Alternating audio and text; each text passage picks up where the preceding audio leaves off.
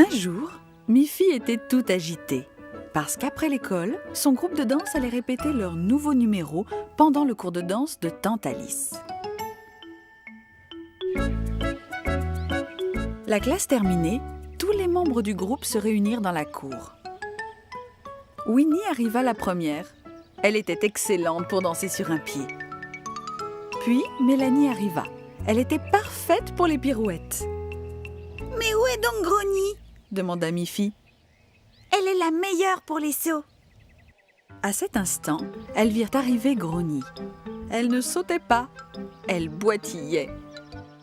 « Oh non !» dit Miffy. « Qu'est-ce qui t'arrive ?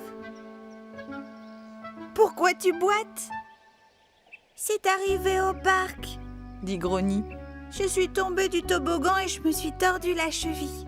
Et j'ai de la peine à marcher. » À ce moment-là, Maman Pompon arriva en voiture.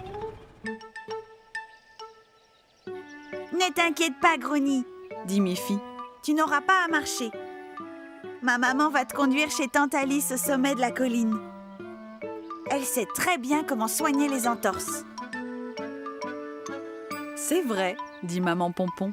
« Tante Alice connaît un tas de choses pour guérir. » Maman Pompon s'en alla avec Grogny. Miffy, Mélanie et Winnie les suivirent à pied. Mais elles prirent un raccourci à travers champs et arrivèrent en même temps que la voiture chez Tante Alice, au sommet de la colline. « Je me demandais où vous étiez ?» dit Tante Alice. Mais quand elle apprit que Grogny s'était blessé, elle sut exactement ce qu'il fallait faire. « Je vais prendre une compresse humide et froide et l'appliquer autour de ta cheville, » dit Tante Alice. « Ça va faire disparaître l'enflure. » Grogny s'assit dans un fauteuil, la jambe posée sur un coussin. Elle n'avait pas mal, mais elle était très triste de ne pouvoir danser avec ses amis.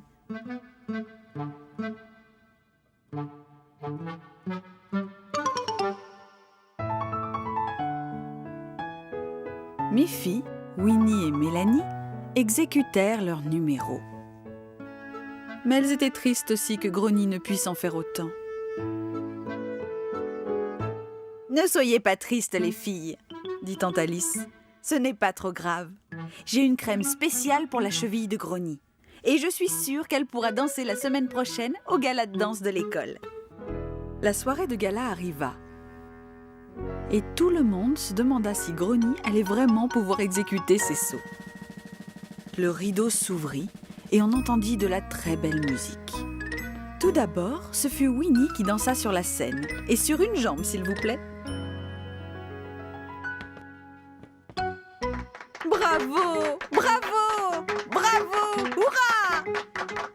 Puis, Mélanie apparut avec ses jolies pirouettes. Miffy suivit dans une danse aérienne, gracieuse comme un cygne. Tout le monde attendait maintenant Grogny. Winnie retenait sa respiration. Mélanie ferma les yeux. Miffy fit un vœu.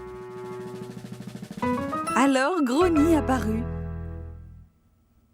Elle fit 3 magnifiques sauts sur toute la largeur de la scène. Tout le public l'acclama. Bravo! Bravo! Hurrah! Grogny dit: « Je n'ai pas eu mal du tout, grâce aux bons soins de Tante Alice. » Maman Pompon avait fait de délicieux biscuits. Miffy voulait en offrir à Boris et Barbara. Tandis qu'elle marchait à travers la forêt, elle aperçut un oiseau sur une branche. Au pied de l'arbre, elle remarqua qu'il y avait 1, 2, un tas de champignons. « Et là-haut, » pensa-t-elle, « il y a plusieurs nuages blancs dans le ciel. » Elle compta. 1, 2, 3. Oh! Et là-bas, il y a de superbes papillons. 1, 2, 3, 4. Qu'est-ce que je pourrais encore compter? Soudain, elle se souvint que derrière le banc de bois, il y avait encore d'autres arbres avant d'atteindre la maison de Boris et Barbara. Voici le banc. Alors, elle commença à compter. Un arbre, 2 arbres, 3 arbres, 4 arbres, 5 arbres. Ça y est, j'y suis. Salut, mi-fille, dit Boris. Ça me fait plaisir de te voir. Mais regarde le ciel. Il y a pas mal de nuages noirs là-haut. Et le vent souffle de plus en plus fort. Je crois bien qu'il va y avoir une tempête d'ici peu. Je ferai bien de te ramener chez toi. Mais je suis venue vous apporter de délicieux biscuits faits par ma maman pour toi et Barbara, dit mi-fille. Ne t'en fais pas, mi-fille. Tu peux revenir demain. Et nous prendrons le thé ensemble accompagné de tes biscuits. Boris raccompagna mi-fille. Très vite, le vent souffla très fort. Mi-fille fut rassurée d'être rentrée chez elle. Toute la nuit, mi-fille entendit le vent souffler autour de la maison. Le lendemain matin, le vent s'était calmé. Mais quand mi-fille regarda par la fenêtre, elle vit un tas de feuilles et de branches d'arbres éparpillées sur le sol. À l'heure du thé, mi-fille demanda à sa maman si elle pouvait retourner chez Boris et Barbara. « Bien sûr, mi-fille, » dit maman Pompon. Mi-fille s'en alla donc. Dans la forêt, elle vit que le vent avait fait aussi tomber beaucoup de feuilles et de branches d'arbres. En arrivant près du banc, elle commença à compter. 1 arbre, 2 arbres, 3 arbres, 4... Mais il n'y avait plus d'autres arbres. Le 5e arbre avait été déraciné par la tempête. Mi-fille fut bouleversée. « Boris, Boris !» cria-t-elle. Elle courut vers la maison de Boris. Boris sortit immédiatement. « Regarde ce qui est arrivé !» Mais Boris ne fut pas surpris par ce qu'il vit. « Parfois, lorsqu'il y a une forte tempête, les arbres ne résistent pas, » dit-il. « Mais viens avec moi. » Il emmena mi-fille derrière la maison. « Regarde, mi-fille, chaque année, je plante de jeunes arbres et les laisse pousser un peu. Quand ils sont assez grands, je les replante dans la forêt. » « Est-ce que je peux t'aider à planter un nouvel arbre à côté des autres ?» demanda mi-fille. « Bien sûr, » dit Boris. « Nous allons le faire immédiatement. »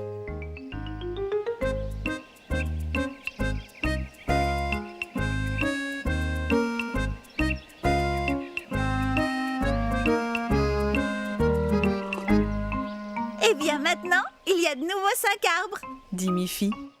L'heure du thé était venue et ils se régalèrent avec les délicieux biscuits de maman Pompon. Un jour, mi-fille rentrait de l'école en courant. Quand soudain, Snuffy la dépassa à toute vitesse et arriva le premier à la maison. Snuffy, tu es beaucoup plus rapide que moi, dit mi-fille. Je n'arriverai jamais à te battre dans une course. En entrant dans la maison, mi-fille eut une idée. On pourrait organiser une grande course à pied avec tous nos amis, dit-elle à sa maman. Papa et toi, vous pourriez y assister. Mi-fille appela d'abord son ami Boris. Boris, dit-elle, j'aimerais organiser une course et nous aurions besoin de panneaux indiquant le chemin à suivre. Boris dit. Tu sais, je ne suis pas très fort pour la course, mais je serais ravie de fabriquer les panneaux de direction. Mi-fille appela ensuite ses autres amis et leur parla de la course. Le grand jour arriva. Tous les panneaux faits par Boris étaient prêts.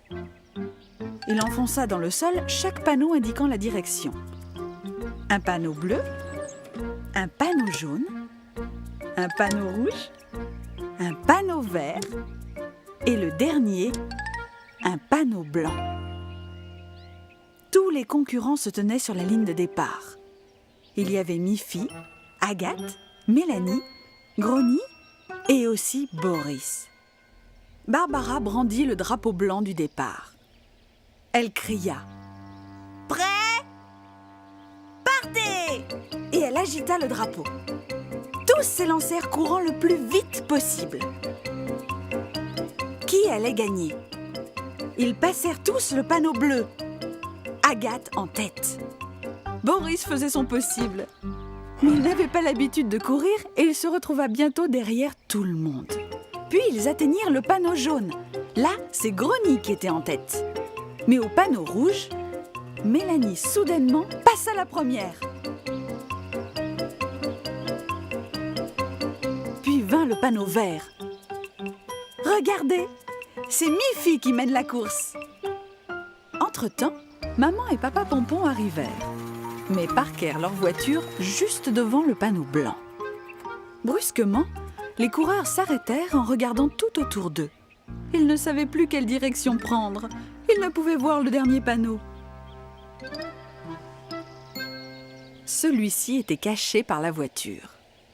Tandis que les concurrents regardaient partout, très perturbés, Boris revint en course, soufflant, haletant, complètement hors d'haleine.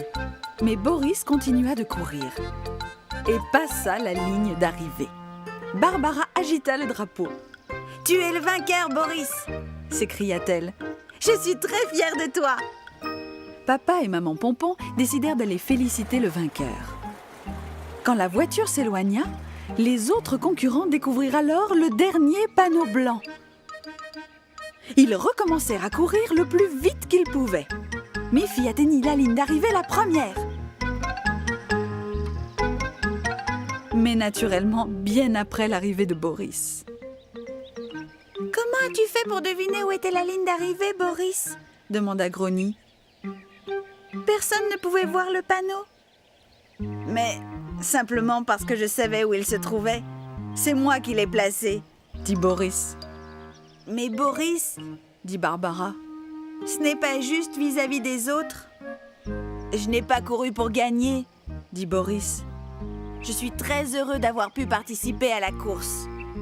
Mais bien sûr, c'est Miffy la vraie gagnante. » Alors tout le monde applaudit en riant, parce que cette course avait été très amusante.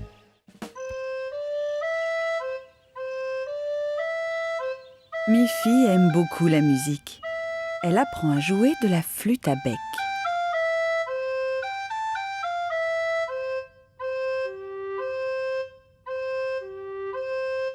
Tu joues vraiment très bien, Miffy, dit maman Pompon. Mais ce morceau demande plusieurs interprètes.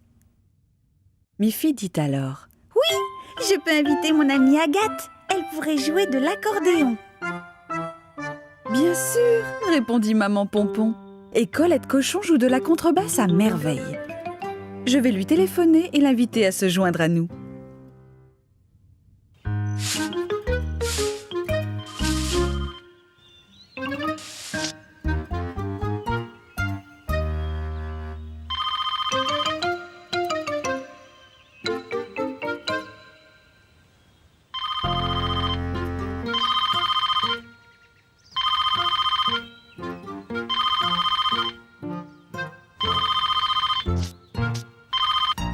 Au téléphone, Colette répondit: « Bien sûr que je viendrai.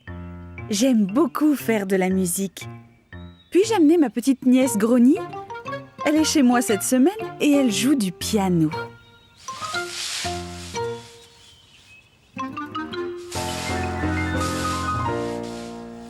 Hélas, dit maman Pompon. Quel dommage, nous n'avons pas de piano. Mais emmène quand même Grony. Nous trouverons sûrement un instrument pour elle. Agathe arriva peu après. Elles purent ainsi jouer en duo.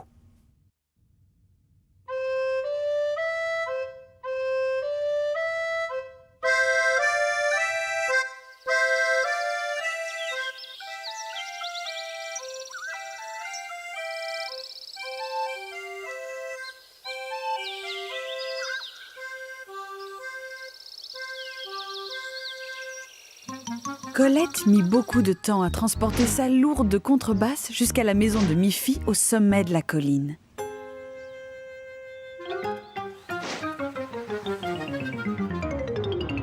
Enfin, elles arrivèrent toutes les deux.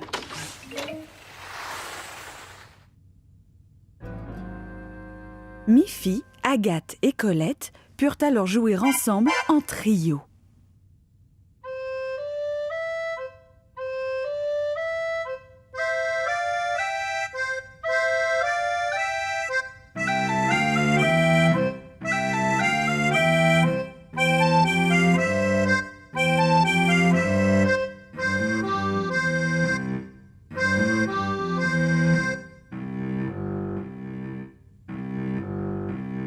Cela sonnait déjà beaucoup mieux.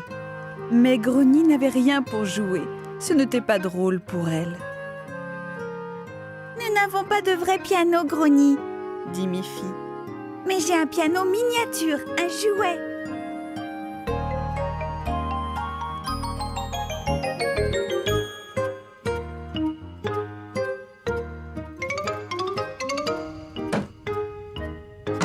Je suis sûre que tu en tireras un très joli son.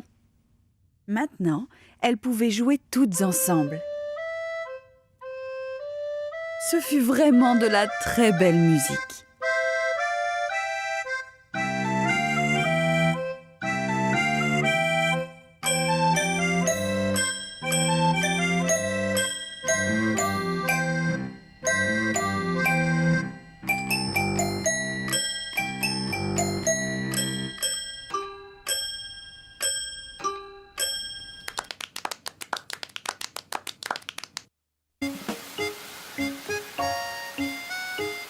C'était un triste jour de pluie. Qu'est-ce que je pourrais bien faire aujourd'hui ? dit Miffy. Je ne peux pas aller jouer avec mes amis sous la pluie. Eh bien, tu peux m'aider à faire la vaisselle, dit maman Pompon. Miffy essuya donc la vaisselle. Elle balaya le sol.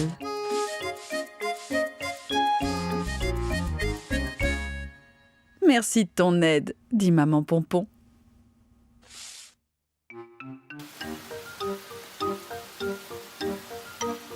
Il pleuvait trop, impossible de sortir. Je peux encore faire quelque chose, maman ? demanda Miffy. Tu m'as déjà bien aidé, dit maman Pompon. Pourquoi ne pas prendre tes crayons et dessiner un joli tableau ? Bonne idée, dit Miffy. J'adore dessiner.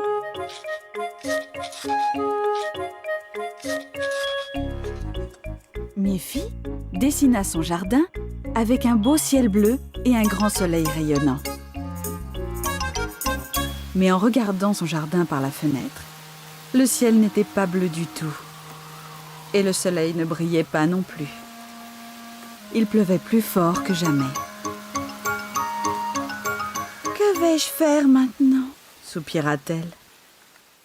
Que puis-je faire, maman ? demanda Miffy. J'ai essuyé la vaisselle, balayé le sol et dessiné un tableau. Que dirais-tu de lire un livre ? dit maman Pompon. Tu as raison, très bonne idée, dit Miffy.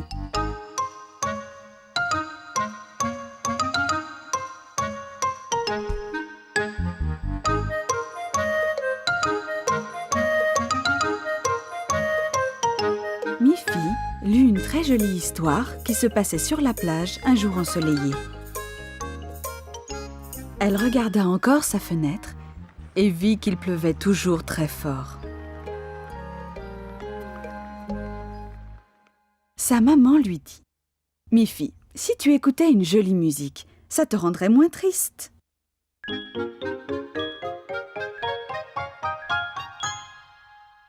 Alors Miffy écouta de la musique joyeuse et dansante.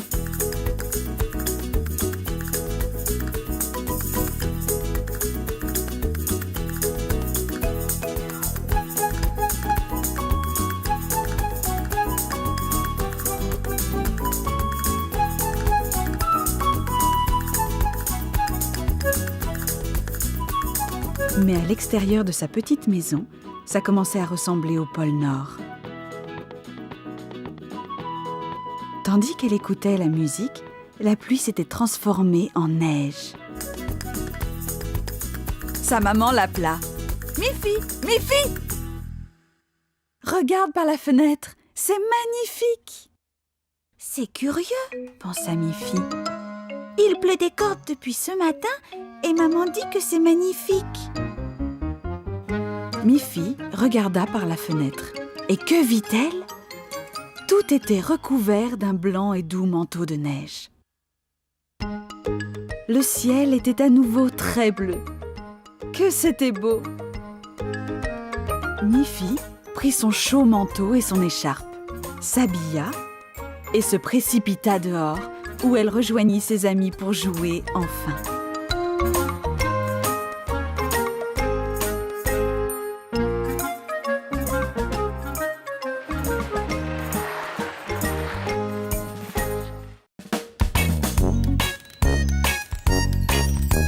Miffy court et c'est la joie. Avec ses amis, on ne s'ennuie pas. Snuffy, Agathe, Barbara, Boris, Colette, ils sont tous là.